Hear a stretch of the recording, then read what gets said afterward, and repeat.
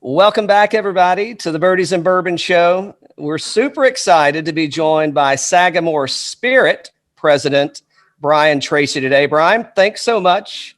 We really appreciate you coming on, man. Thank you. Thanks for having me, guys. Appreciate the opportunity. I'm excited to be here. Yeah, it's this is going to be a fun chat. I'm going to take it easy on the bottles. That way I make it all the way through the conversation. Actually, you're the important one here. It doesn't matter if I make it through the conversation or not. So who am I kidding? Who am I kidding? But no, so you guys were kind enough to share some samples with us. And I know you're going to go through those. I think at least you're going to kind of share a little bit about, you're going to share a lot about the bottles, but I'm really, really excited, and I don't want to steal any thunder. I do have a business-related question, but first, was it Arizona? Is that where you moved to Maryland from? It is. Yeah, I lived in Flagstaff, Arizona for about 20 years. And you ran an outfitters or a guide company. I did. Yeah, one called Four Season Guides out of Flagstaff, Arizona. We had a retail store, a ski shop, stand-up paddleboard kayak rental business, and then the main business was outdoor adventures. So we did backpacking and kayaking tours everywhere from main bread and butter was Grand Canyon, but we did a fair amount in Yosemite, Southern Utah, Escalante, Grand Staircase, the entire Colorado Plateau. And so did that for about 15 years. So here's the question I have is you take a guy in Arizona, outfitter, outdoor, says everything, right? I wouldn't expect that you spend a lot of time in an office unless it was, there's planning and there's other things that go on. But I would imagine if that's kind of where your heart was leading you and that's what you were doing professionally, you wanted to be outside. Yeah, I did. I did want to be outside. I love the outdoors. I grew up, everything I did as a kid was outdoors. And so in college, I wrote a business plan about starting this company. And then when I graduated college, I went and thought I needed to do what was right and got a real job and went up and got a job at Spider Ski Clothing, was working in the warehouse, and then got a job and transferred over into the accounting department. After about 4 months of sitting at a desk in the accounting department, I was like, this is awful. Like sitting at a desk is like, I was like, you have yourself and a dog. You have no obligations in the world. Like you should go back and start that business plan. So I went back to Flagstaff, Arizona about 6 months later and started the business plan. And then I found out it was great in the beginning. I was always on the trips, always running the tours, getting the business up and running. I was the only employee for the first year or so. And so of course you never could do any wrong. So there was no HR issues or anything like that. And then as business grew, I ended up being forced inside to kind of just run the actual business, but I still got out a lot more than I do now. And, but when I got here, this is fun. Like, I mean, the distillery, you're always moving around. You're always checking out like what's going on in operations, what's going on in the still, what's going on in fermentation, what's going on in the bottling, and you traveled a lot. So what I've really found out is I don't like COVID. And exactly. I absolutely hate COVID. And like that has completely ruined so much fun as far as like a brand like this, getting out, sipping whiskey with people, sharing stories and so forth. That luckily the Zoom thing's kind of cool, but COVID stinks. Well, so I can't let you off on this because I see where you tried to spin this one. And I'm thinking, no, you know how they got his ass into an office? Is they offered him rye whiskey and it's always available. That's how they got you back in the office. It didn't hurt. I got to say, like, it's like one of those things, like it definitely was one of those things too, where, I had a pretty cool job before and I looked at one of the 7 natural wonders of the world pretty much every day. And so my view was pretty amazing. I worked with some great people, always interesting stories from the guests. And I always thought, what other business could ever potentially even remotely sway you away from that? And then someone said, would you be interested in ever running a whiskey distillery? And I was like, well, that's one that would definitely get your attention. Like I wasn't expecting that, but now that you mentioned it.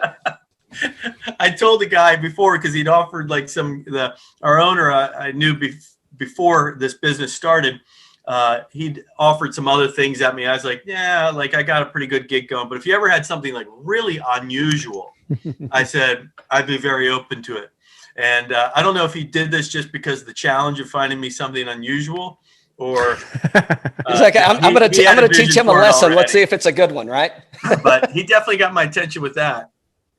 Yeah, awesome. So, I know you've got, you're going to share, I'm going to call it a historical overview, I guess, if that's fair. And there's lots of interesting things. I did, Dan and I did go out and we did a little bit of research on you just to, and I definitely see, Sagamore on the shelves here. And, who was I watching? Brett was having a conversation with Mickey Pinstripes at the Bourbon and Rye Club. And I'm like, shit, we got to get these people on the show, man. This stuff is great. And I can't lie, this Manhattan finish over here, I'm dying to get my hands on it. But we're going to sample the couple of flagships. So your Rye Whiskey, we've got the Cask Strength, we've got the Double Oak. And again, as I mentioned, the Manhattan finish. But, and I may be stealing a little bit of your thunder, but there's a lot of history as it relates to rye, and specifically a Maryland rye that I actually wasn't aware of. Now that I've listened to a little bit, I'm going to get to hear it now in virtually in person. So I'm sure I'm going to appreciate it more and take some different things away. But a lot of history and just a hell of a venue it looks like that you guys have up there, man. I mean, you guys are really doing something great for or have done something and are continue to do for the Baltimore community. So I'm really excited to hear the Sagamore Spirit story. There's 2 S's and only 1 in spirit. But man, you're good. You're really good. That's better than most ever caught on. So that's there's a lot going on there, Cal. But really, you bring up a great point. Like, I think a lot of folks don't necessarily always know that Maryland has a rich history of distilling. You know, we have one that goes back to the 1600s, and it was really just rum at the time. And at the time, we were getting our sugars and our molasses from the British West Indies. And then, like anything, the government kind of gets involved. In 1733, the British hit us with the Molasses Tax Act and started hitting us with taxes and tariffs.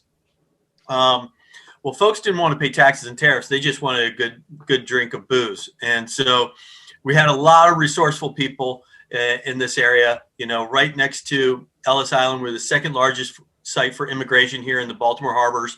And so it's got a lot of history of that. So we had a lot of Polish, German, Scotch, Irish folks that knew how to distill grain-based type products. And we grew a lot of cover crop tobacco. So we had a lot of rye as a cover crop for the tobacco fields. And just being resourceful people, you know, back in the day, no one let anything go to waste. And they knew how to distill grain-based type products. And basically by the mid-1700s, we were nothing but whiskey making here in Maryland. And so, you know, of course, goes on a little bit, and our tensions with the British continue to rise. We have a little something called the Revolutionary War. We come out of that $54 million in debt, and they decide the way they're going to pay down the debt is by, you know, raising the taxes again on whiskey. So by the late 1780s, early 1790s, you start having the whiskey rebellions happening in the Mid-Atlantic region, especially up in Pennsylvania.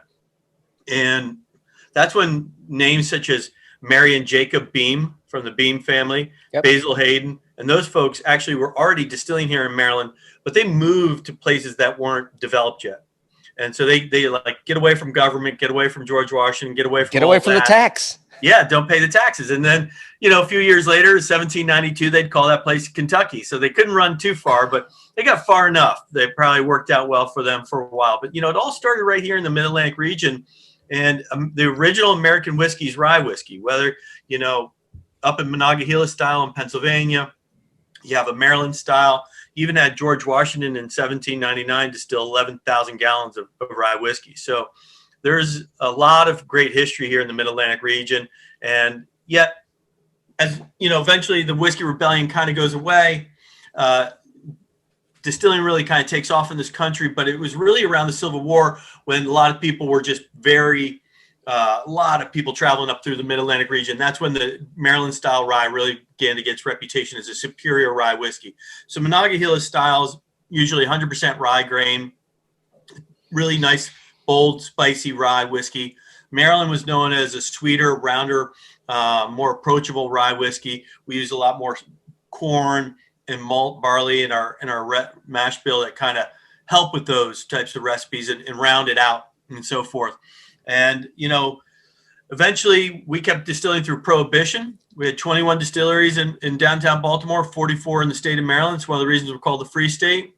Switched over to ethanol production to support World War II. Our last distillery closed its doors in 1982.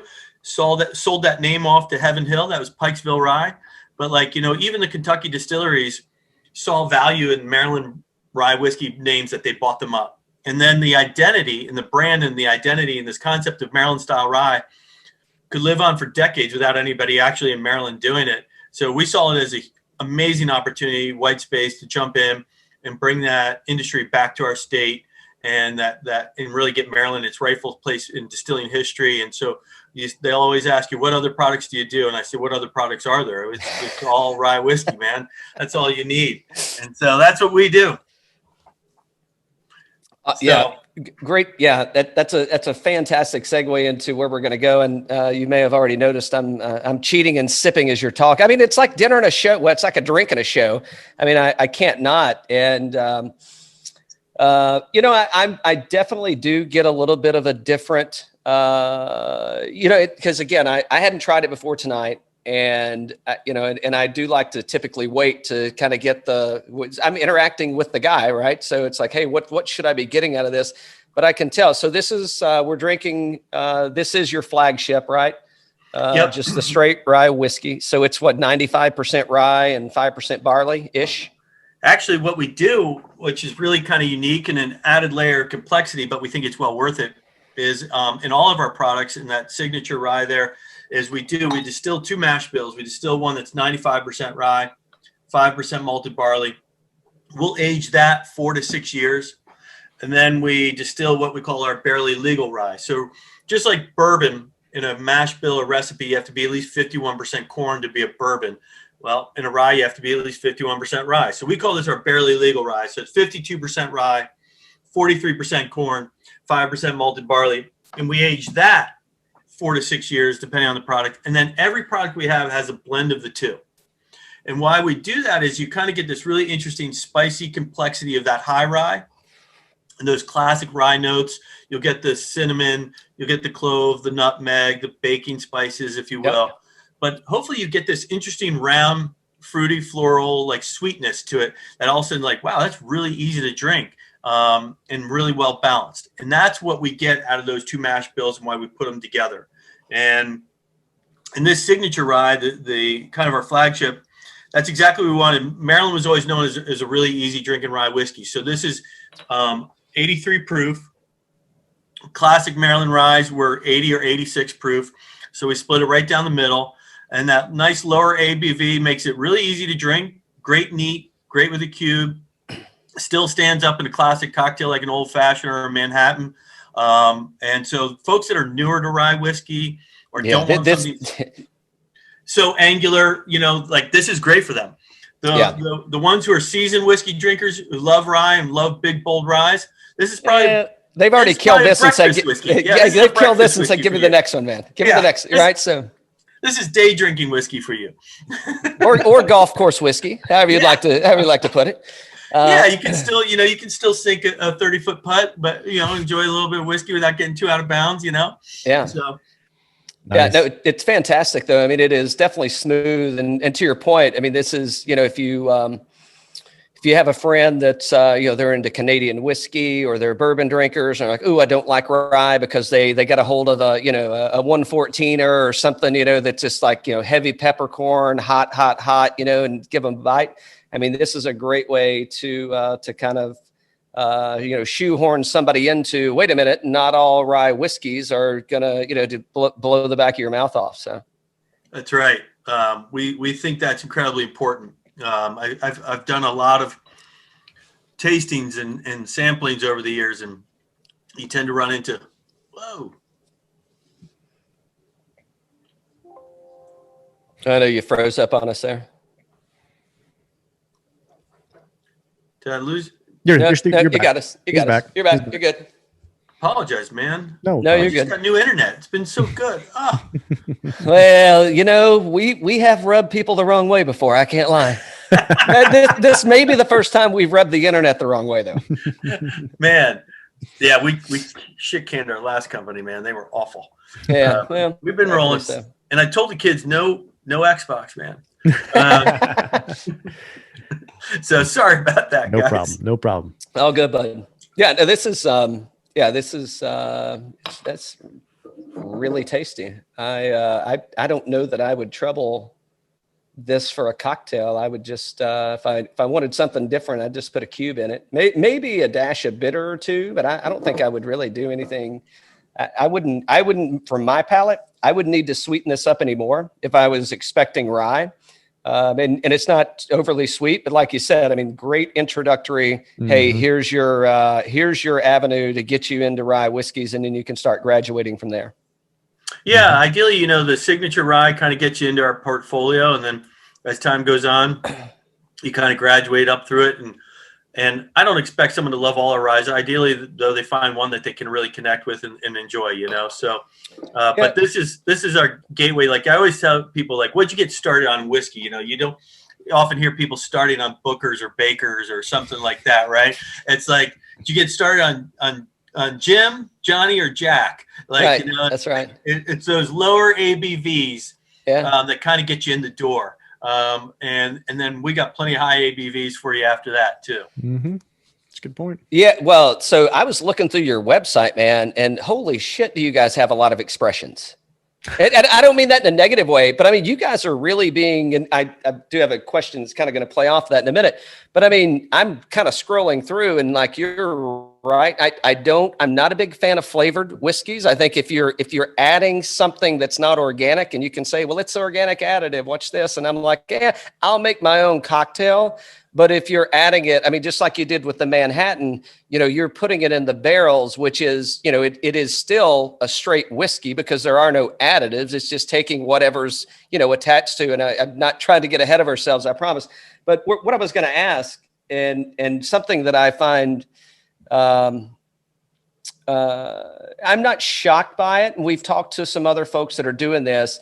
But one thing I would commend you guys on, and go on your website, and it clearly says we partnered with, I don't know if partner, but we partnered with an Indiana distillery that's making, and the fact that you're not hiding anything, and I would say you're overly transparent about it. I don't mean that negatively. I just mean that you're very clear that, hey, this is like, here's where it's coming from. Here's what we're doing to it. And here's why it's unique to us. I mean, I think there's a genuineness there that, I mean, for myself personally, I mean, that's kind of that, I gravitate towards, I want to drink that more just because of the transparency and what I'm getting. And, in bringing those fans on board and adopting to the Sagamore Spirit label, well, it's only going to get better. Better may not be the right word to use, but it's only going to continue to impress as you guys start to, bring things in house and move it through your own. So is the this rye, it's 9AJ 3602 by D. Is that an MGP product? Excuse me. Yes. Okay. Currently, everything that we have on the market is still MGP. Okay. And so, yeah, like you said, there was a couple of things that we really liked about working with them that made sense for our business model.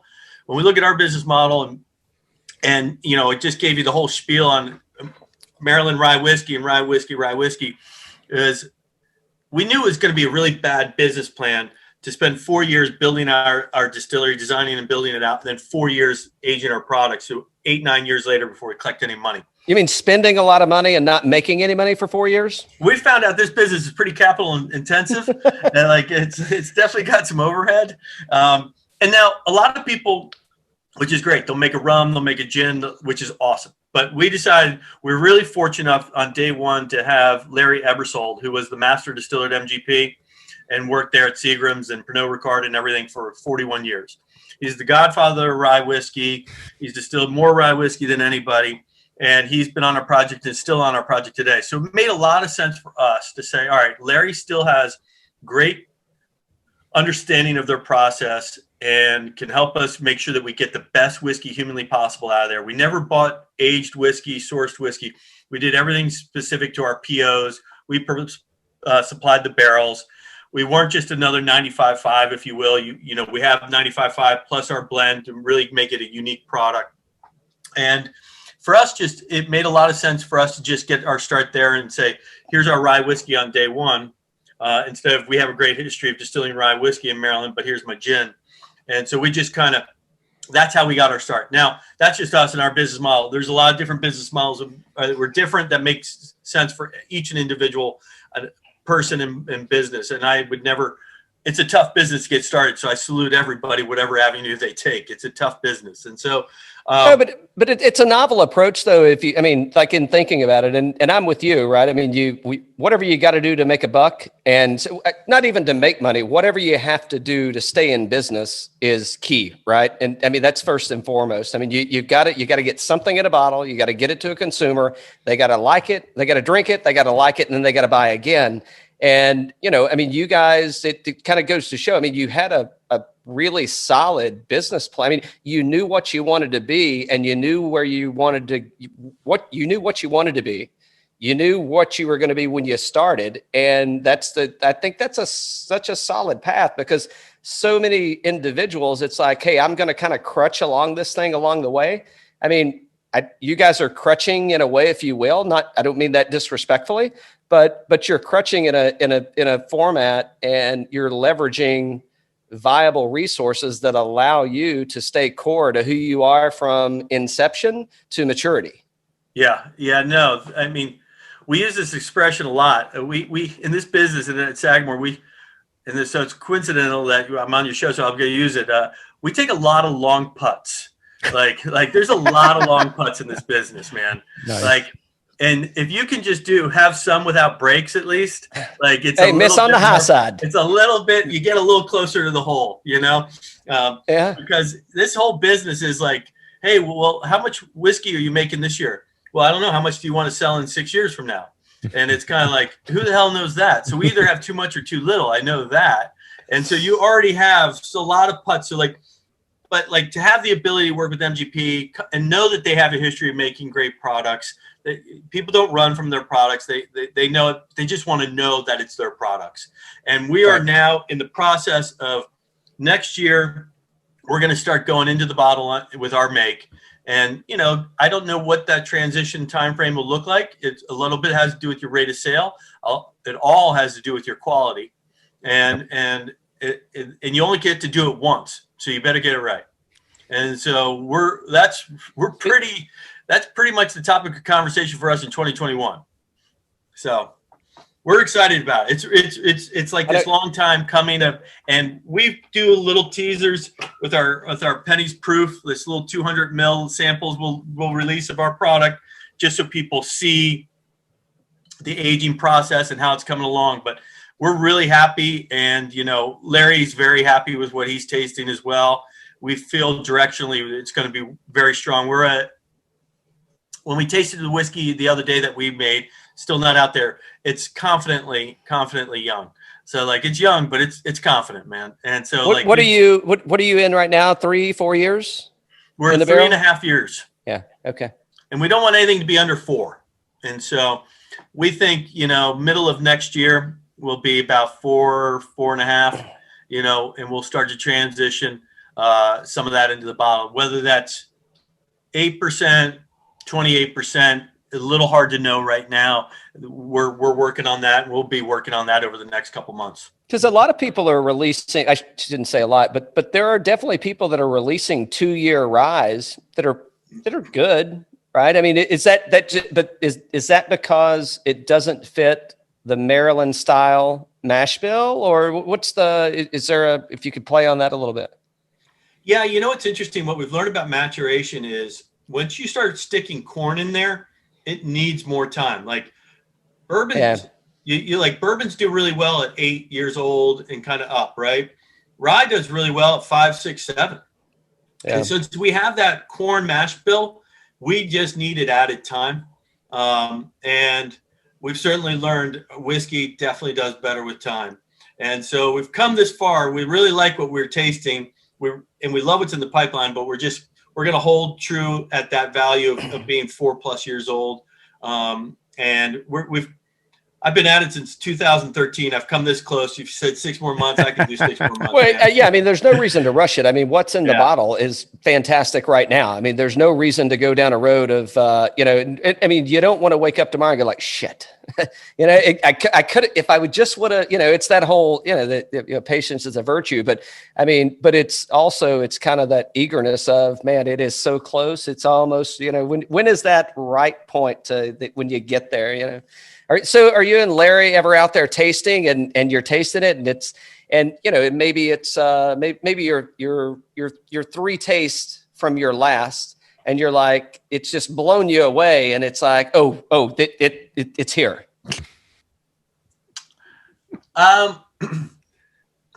We've been very excited that I would say like, we know it's going to be here. Okay. Like you can just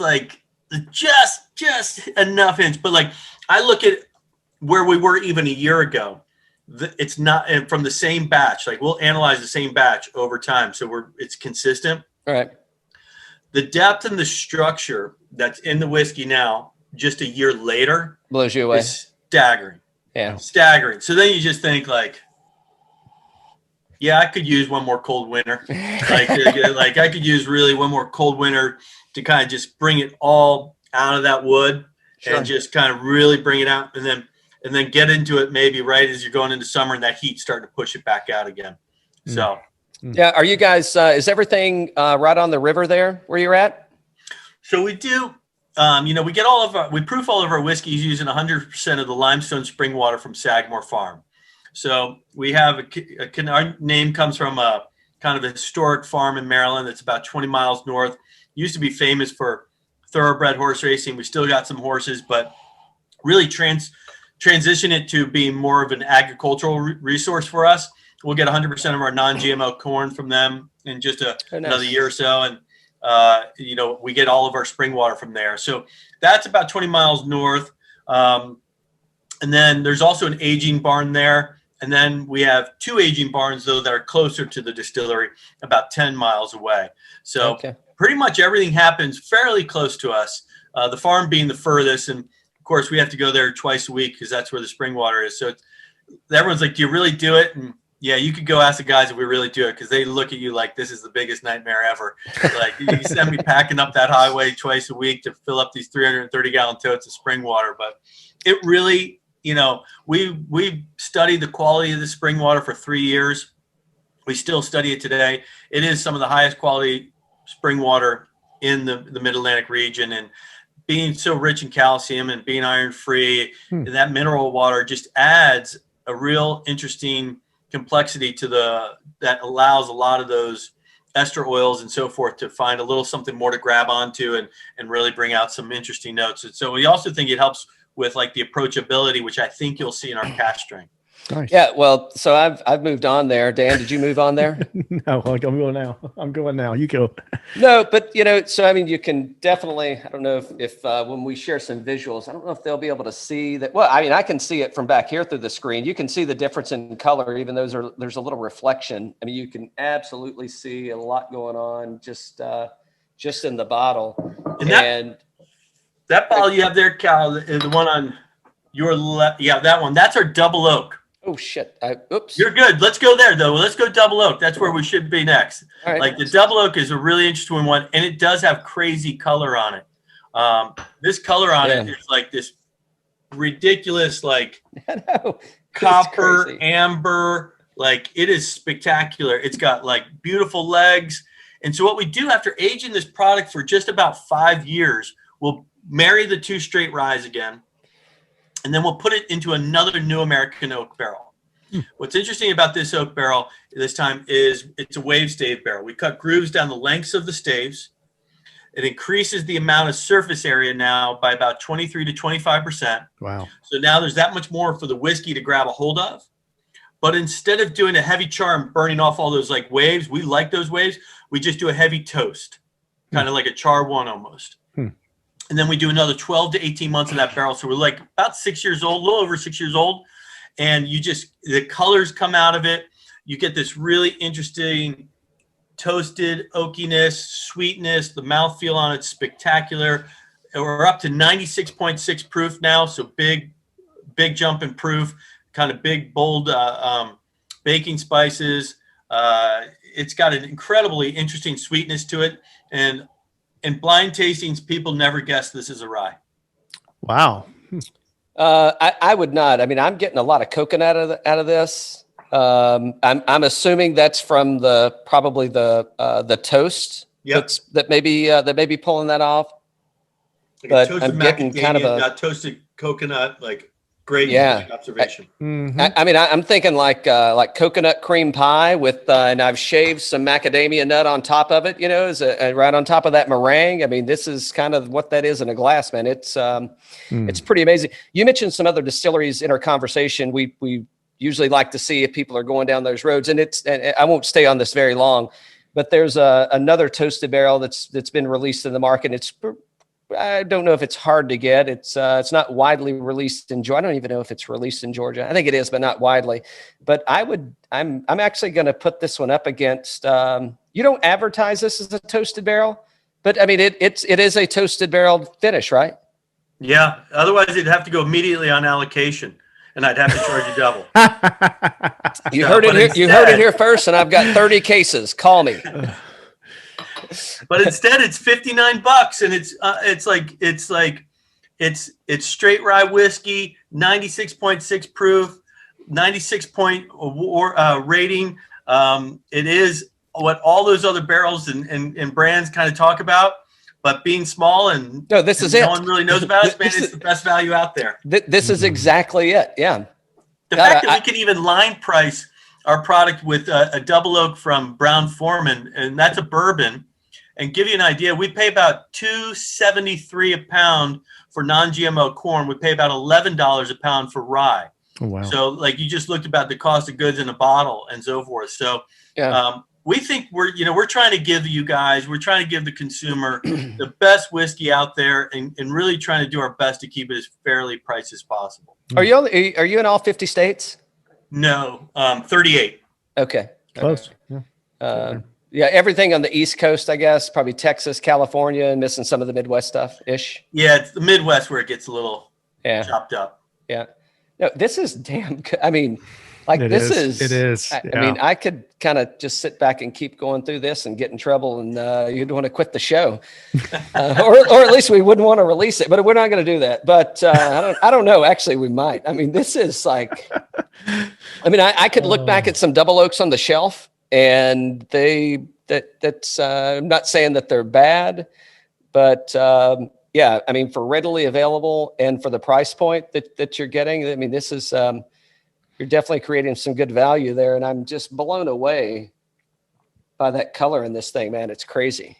You're going to have to take some of this out to Wes when you guys go play golf in the spring, Cal. He's a big double oak guy. It's a good point. It's a good point. You guys ever do a little backyard fire pit and do any s'mores? Mm-hmm. Well, so I live, I'm in downtown Atlanta in like an old, I'm in the Crown Candy factory. So if I start a fire here, they call the cops. Okay. But originally I'm from East Tennessee. So when I do go back home, we'll get some bonfires and s'mores going. Yeah, that would pair this double oak, that toasted oaky sweetness marshmallow. It pairs incredibly well with it if you're ever in the backyard, so throw that out there. I'm thinking this is like Thanksgiving Day. And I'm going for that, like a pecan pie, and get some fresh, I don't want the Cool Whip. I'll make the whipped cream and layer that stuff on top. And again, just shave some macadamia nuts on top of this thing, man. That is so stinking good. I'm getting all this vanilla. I'm getting like double oak for sure. I mean, it is, I'm definitely, that's the more, this one would help to kind of sit around for a little bit. Kind of pour it, let it sit for a few minutes, and then come back and revisit it. I mean, that is, I'm actually going to just hit kind of top. I'm just going to pour just a little bit to let it sit while we have a few of these others, because what I'm really thinking is this is, I don't know how this mixes with that, with the Manhattan finish, but it actually could have some flavor there. So There's only one way to find out, right? Yeah, I know. I'm a big, I like to take things that folks like yourself have done really well. But you have to make it for the masses, right? I mean, you've got to make it so that no matter who it is that walks in, picks it up off the shelf, maybe they don't love it because it wasn't there, but they have to at least like it. Now, I can take whatever you've done great, and I can mix whatever I want. I mean, shit, if nothing else, I'll make a cocktail. So, it's all good to me. All right. So I'm getting into the cask strength. I jumped the gun. I think maybe I had a misorder or something. I'm not sure, but no, you're good. You went signature, double oak, now cask strength. So okay, cool. We've gone from 83 proof to 96.6, and now we're probably about 113. I want to go back so bad to that double oak, but there's no reason to yet. Yeah, so here's the cask strength. Here's what I think is really interesting, guys, and you guys tell me what you think. But the cask strength, everything about the cask strength is exactly the same as our signature. So it's still the same blend of the two straight ryes, the exact same blend, the exact same age. One's 83 proof, one's usually around 113 proof. Drastically different experiences, though.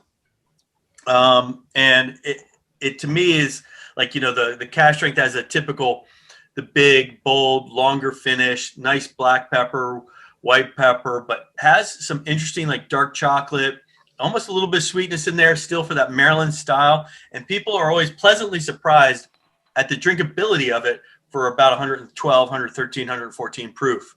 And so I'd love to hear from you guys on that. And then if you really want to have fun, I think, Cal, this is this is a long putt for you, but I think you do well with it. Give me the gettable par 4, and I'm hitting driver, baby. Oh boy. It's 1 ounce of signature, 1 ounce of cask strength in a glass, about 95 proof, sits right in the middle. It's a beautiful, beautiful drink as well. So you buy the 2 whiskeys, you really get 3 whiskeys, See, that's exactly what I'm talking about. So let's see. I did pour just a touch of the of your signature straight rye just to compare them side by side, and there's night and day. I'll tell you this. So to your question, I mean, on the nose, I'm actually getting like some more burnt brown sugar out of the cask. Mm-hmm. Yep. There's nothing in here, and just because I've had a glass or two, I mean, there's nothing in here that makes me want to pull this away from my nose, right? I mean, I'm not getting any like most people. You would think, oh, give me that spicy rye, and they get in there and it's like, whoa. I mean, I'm getting no ethanol out of this thing. One of our goals was we want full flavored whiskey, but we don't need all the burn. Yeah, I'm getting kind of some light cinnamon on this thing. This is another, I mean, that's the interesting thing about what I think you've got here is like, these are, I mean, you can pour them and drink them straight out of the bottle and they'll be fine. I think if you let these sit on the shelf for a little bit, like you're going to really get introduced to a whole new experience. I mean, open it up, pop it, pour your first one or second one, put it back on the shelf, grab it a few days later. I think this is going to be really interesting into what it turns into as it's kind of opened up and it's, you're allowing some oxygen to get in there and kind of move around with it. I mean, it's, we see that a lot where when you open up a bottle and, the aromatics will be different on it, a day or two later, just by, like you said, that oxidization kind of happening and really kind of bringing it to life. And I'll do that also in the lab or something, test something in the morning and then let it just sit for about 2, 3, 4 hours and then come back again. But try not make sure you don't eat anything in between too. That would change. Yeah, sure. And then you come back and it's like, wow, look at the nose on that thing. Like it's so bright. I get so much more vanilla. I get so much more of this. It's really interesting to do that. That's for sure. Yeah, I mean, just to be transparent, what I will tell you is, the nose, I like it. the palate, it just kind of explodes the cask strength explodes in my mouth. I mean, I'm getting it kind of all over its coating, heavy. I mean, I'm really getting that kind of cinnamon bomb in there, and almost I'm not getting a cinnabon, but I'm almost getting but if I could have like a chocolate cinnamon bun, that's kind of what I'm getting. And I've never had a chocolate cinnamon bun, but that's kind of what I'm feeling on this. The finish though is where, like, if you said, hey, I'm going to pour you this cask strength rye, I would be surprised and challenged, and especially in like a blind tasting, to say that this was a cask strength rye on the finish, from the point that I'm still getting like this cinnamon in my mouth, which I like, and I don't mind it. It's a good thing. It is good. But the finish, it's not, I'm not getting anything that's like 114. Hey, who says watch me drink like 7 of these? Yeah. Watch out, Cal. Yeah, we always have to throw out a little disclaimer. It may not always drink like a 114, but it has the effects of a 114. No, I mean, this is like, it's smooth. I don't know if I answered your question at the beginning. So if I didn't, you can redirect me. So I think we're good. Yeah. Oh, yeah. But I do just want to take a quick hit off of this, off of your flagship, just to remind myself what a 114 and a 84 is. But so it's, I mean, yeah, I mean, I think it's almost a completely different whiskey. Oh, totally. But it's not. No. I mean, it is, but I mean, in its what would you say, in its chemistry, it isn't, or in the making of it, it isn't. But once you get through it, it definitely becomes a different whiskey for sure. Well, what we noticed too is when you when you proof your whiskeys down, you add that water, you kind of pull away some things that could mask flaws. And so, when it's big and bold, it just can be overwhelming, or you can hide certain things in there a little bit more. Once you bring it down structurally, it can expose things really quickly. So you can find out really quickly if you have a good whiskey or not, even at those lower ABVs. So in the lab, we actually take everything down to 20% ABV and 40 proof as part of a QA/QC kind of analysis before blessing a product. So because it'll just take everything, expose it away. So if there is a kind of a dusty, musty mold, or if there was any like acetaldehydes or anything like that, it would be much more exposed. People are picking up WTs and what off the aftermarket for like just buku amounts of money, and it's like they want that dusty, musty mold. So it's like who's to say say that that's bad? But so after drinking, it's 84, I think, right? 83. After going back and hitting just a very small sip of the 83 and a smell, I went back to the cask and I went to the nose. And I'm now getting just punched in the face with this. I don't even want to call it caramel yet because it's not there, but it is definitely brown sugar and butter, like in there, getting to the caramel stage that I didn't get on the initial note of this thing off the cask strength. Yeah, like I think that's, again, like we're talking about a rye whiskey and you keep talking about sweeter notes, which I love, because that to me is that Maryland style. Like it's a bourbon's drinker's rye, if you will. Like it's just got like some of those sweet notes that just come out of that mash bill of the barely legal rye that can bring out, and then you get a lot of those sweet notes too out of the barrel, right? You're going to get that from the wood sugars and so forth. Hey buddy, what's its name? Sorry. His or her name? That's our black lab named Char, like a whiskey barrel. Oh yeah, Char. sure. So, yeah. Awesome. Short for charcoal. Well, black lab, man. Understood. So like I think that's pretty damn amazing. I'm going to my liquor store tomorrow to meet with one of the owners, not my liquor store, but friends of mine that have a liquor store. I've definitely got to pour them some of these. I don't know if they've had them all, but I'll take them a sample anyway, just because. But that's pretty amazing. And what just happened from, get that back in view, this to this, And then this one is in a whole world of its own. I'm actually like these two are getting mixed for me. I think that's going to be a great accomplishment. Well, he said to mix 1 and 3, not 2 and 3, Cal. 1 and 3. Yeah.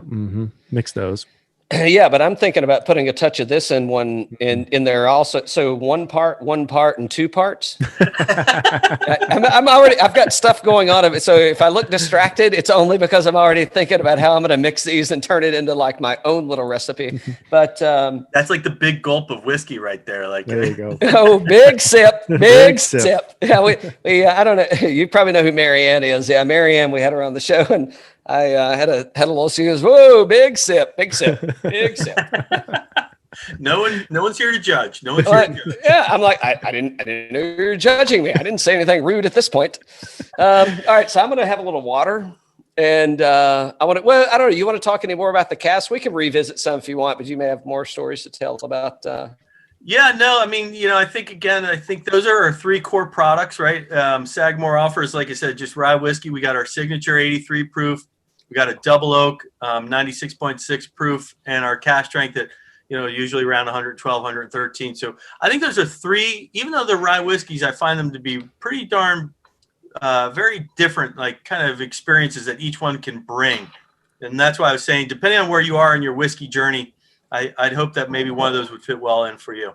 Oh, I don't know how they couldn't. And if you're, by the way, if you're listening and you're looking to buy someone that may be a whiskey drinker, maybe they're a bourbon drinker, maybe they're a Scotch drinker. I mean, there are 3 choices here that you could get. So you could message us, and you could actually message Sagamore Spirit, and they'd be able to direct you which way to go. But these are 3 great directions that you could steer someone and get them a gift. And guess what? If you buy it for them and they don't like it, my phone number is 67. But just you can find me on Instagram, and I'll buy it from you, and I'll drink it because it's perfectly fine, and it's all good. So, or just tell them to re-gift it to somebody else, put it in a little fancy bottle. But these are. I haven't had anything. I would probably. Well, I want to drink this Manhattan before I get into where I would go first. We know how you feel about number 2.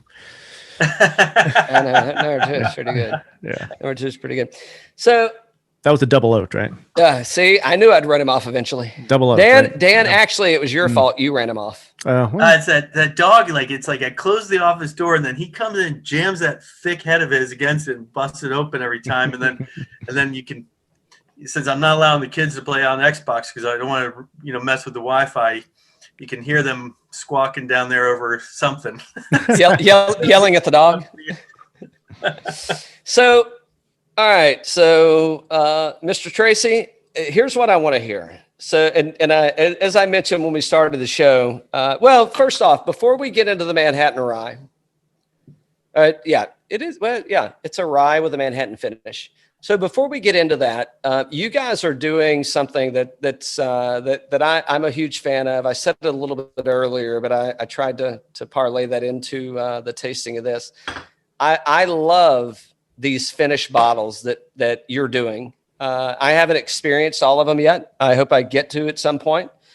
But at what point did you decide that you were going to go down the finished barrel expression road? Because you've got I saw there's cognac, there's I could keep going down the road of all the expressions that you have, and there's plenty, and I'm just salivating over every one of them. I don't know that I'm going to like every one of them because there's a few spirits that are in there that are probably not my favorite. So it didn't mean I wouldn't like it, just mean I may not love it.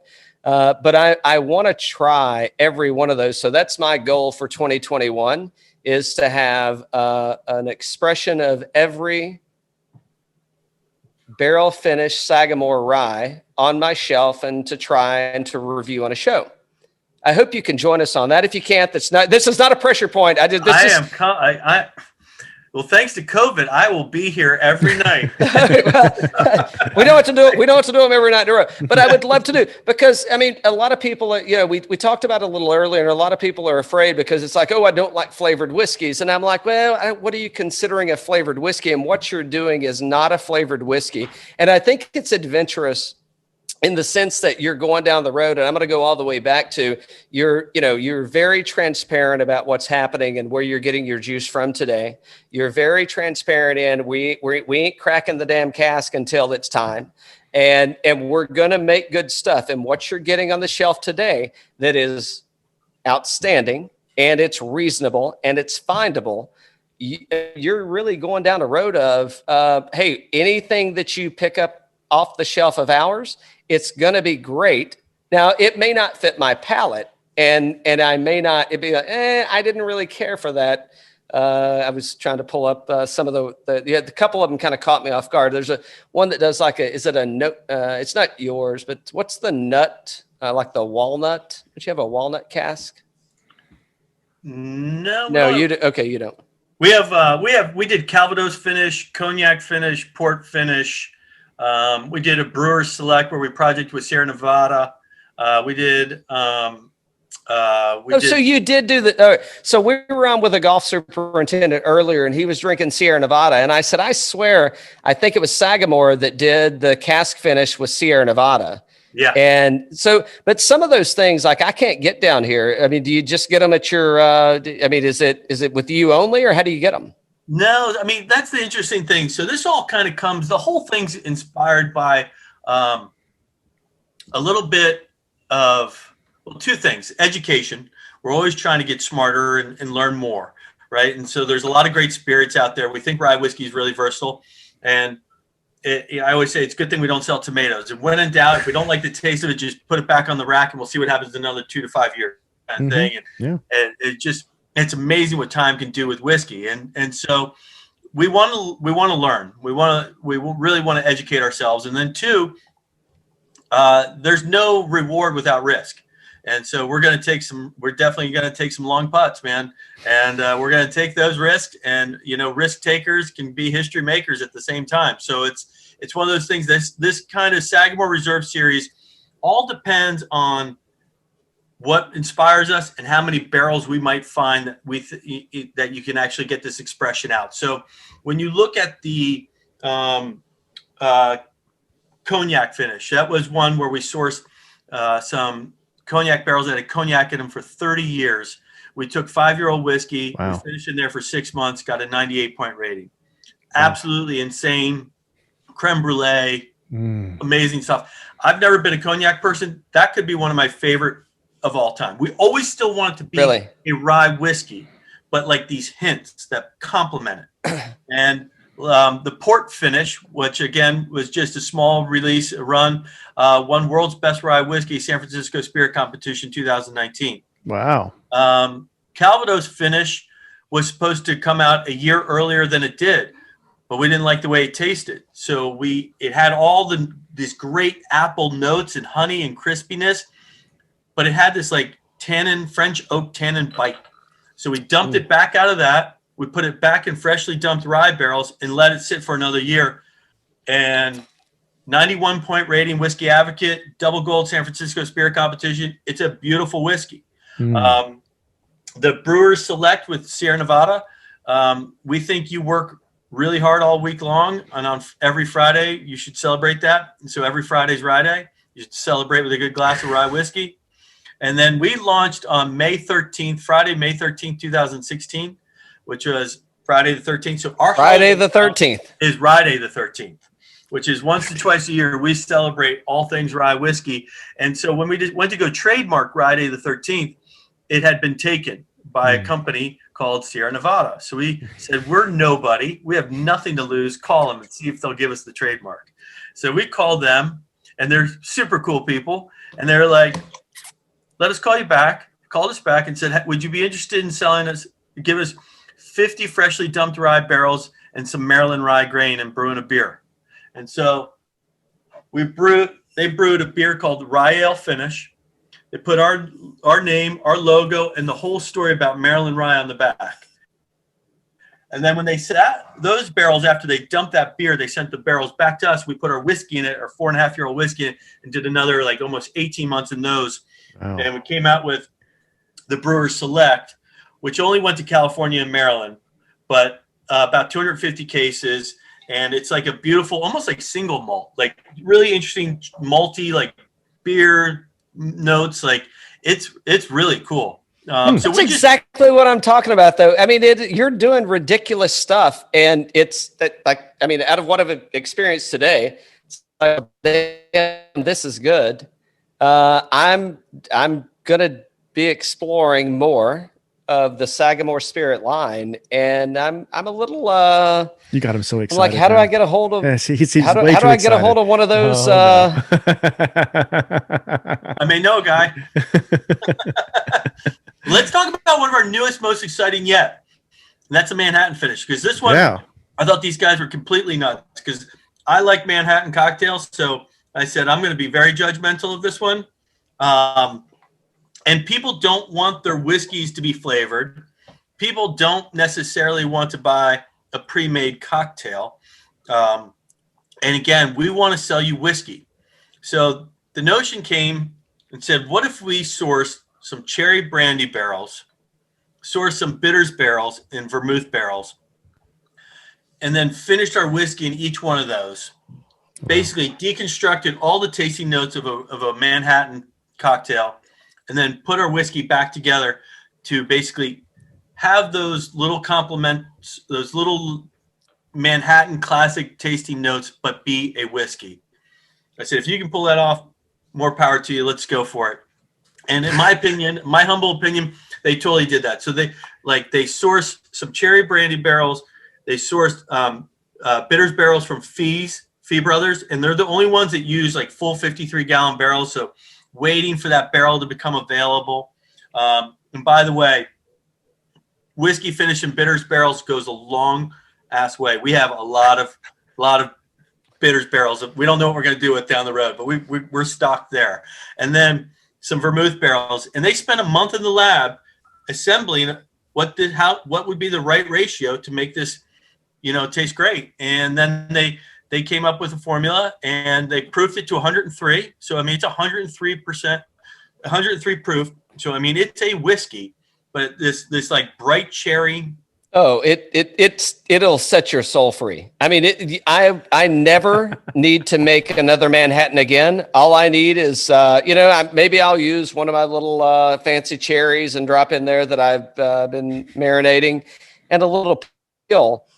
But absolutely, there's no reason that you would ever need to mix a Manhattan. I mean, you could literally just pour this in a chill glass, and you're good to go. I've done that, and I agree. Wow. I poured it in a warm glass, and I'm still good to go. So no, it's really fun and unique, man. I think I really want to tip my hat to the folks I work with for that creativity, that vision, and so we aged our whiskey for 4 years, 7 months. Then we found these barrels, and we finished in those for 1 year, 9 months. So I mean, this is a project that's been started over 2 years ago, basically. And I mean, that's whiskey for you. And that's a quick whiskey project. So hold on. So the whiskey in here is 2 years and 4 months? No, it's all together about 6 years. So you start with the original oak, right? The original oak, which was about just over 4.5 years. Okay. We went into these barrels for almost 2 years. And so we're a little over 6 years old, all said and done. That's awesome. So are you excited? I mean, so you've done a lot of barrel aged stuff. Are you excited about this Manhattan? Yeah. I think so, man. I think, I don't want it's every distillery deserves a lot of credit, because finishing in a port barrel is not as easy as you think. Like going and just putting your whiskey in a port barrel and then saying, dumping it and proofing it. Like, there it goes. It all worked. Like, no, when we do these finishes, we are left over with barrels because the blend just didn't need that, or that one didn't quite work out. They have their complications. But to go for this, and then to tell your sales team that you have this product coming, but you have no idea what it's going to really turn out or actually work. And then it's a good way to excite a sales team. Yeah, We already did it to them once on Calvados finish when we told them they weren't getting it for another year. That was tough. So I couldn't do them twice in a row. Luckily, the team nailed it. I'm totally impressed with the way it came out. It's a huge hit. I've had people say, I don't even really like, Manhattans because I don't really like vermouth. I don't like sweet things, but this isn't sweet. No, this is a whole different. Yeah. It's got the hint of vermouth in the background, but it doesn't have which I'm different. I mean, I love a Negroni or a Boulevardier or something like that. So, I'm a fan of that, but this takes it away. And this is like, if you were trying to introduce that, I mean, there's so many, I don't even know where to go with it. I mean, this is a Boulevardier in a glass. It's so good, man. I'm glad you like it. I love it. That's great, man. Yeah, it's really unique. I think it's really cool. I don't know of too many folks blending 3 different things like that together. It's not easy finding cherry brandy barrels either. Let me tell you that. It's got to be labor intensive because you moved it through 3 different barrels, right? Or 4? 3 or 4? 3. Okay. Not counting the original wood. No, so I'm counting the original. Wood, then 4. Yeah, so you moved it through, so it went into its original, and then you move it through 3 more.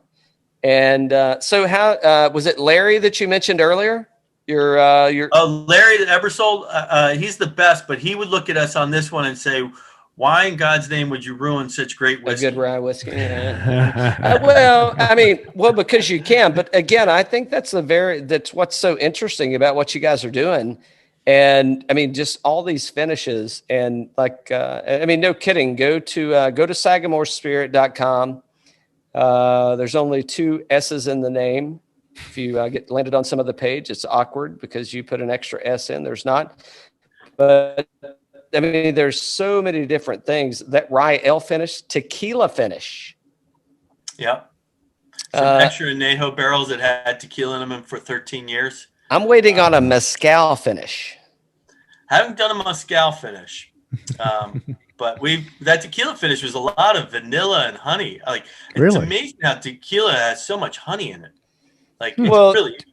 Yeah, I mean, you probably bought real tequila. I mean, I may get. Hey, we'll take negative or positive comments. Leave them down below. But I mean, if you actually drink real tequila, and I know all tequila is tequila, but if you're drinking good quality tequila, it is not the stuff that you're buying off the bottom shelf in the plastic jugs. I mean, tequila could be actually a sipping whiskey, but I could see how the tequila could come off a little sweet once you add the, if it's a rye and a corn complex in there. I could see how that could happen.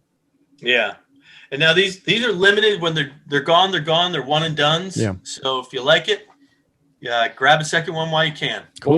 Well, you've allowed us more time than we asked for, sir. So I've enjoyed it. I have too. I don't even have to go. Yeah. Yeah.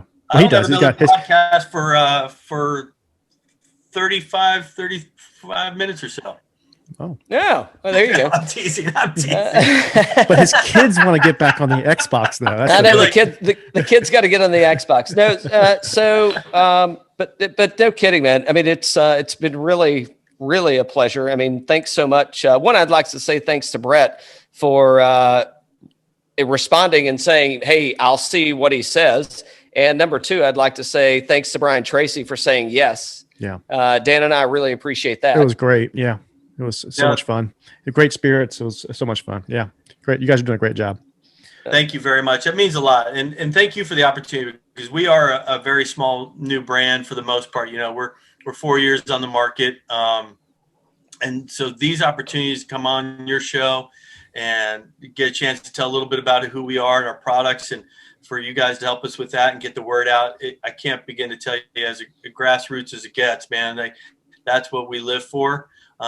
We've always considered ourselves a handshake brand. We love being in the marketplace and meeting people and shaking hands and telling them about our brand and our story. So you can imagine what we think of COVID.